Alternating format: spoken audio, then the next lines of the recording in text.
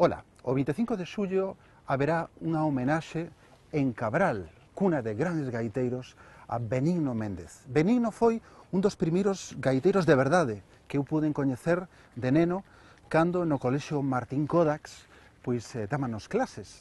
Martín Codax, que por suposto foi ese trovador que inspirouse das ondas do Mar de Vigo, onde estamos nestes intres. Vigo foi un punto moi importante para o estilo dos gaiteiros, un estilo aberto, seguramente moi influenciado polas músicas de América que chegaban cos barcos, e Benigno foi un dos últimos representantes, un dos últimos heredeiros desa gaita apaixoada, con aquel vibrato, con aquel xeito de expresar. A verdade é que foi un home moi xeneroso, sempre perto dos nenos como a nós. Lembro cando co seu grupo Os Cuncheiros podíamos percibir toda aquela masia dos cuartetos de gaitas.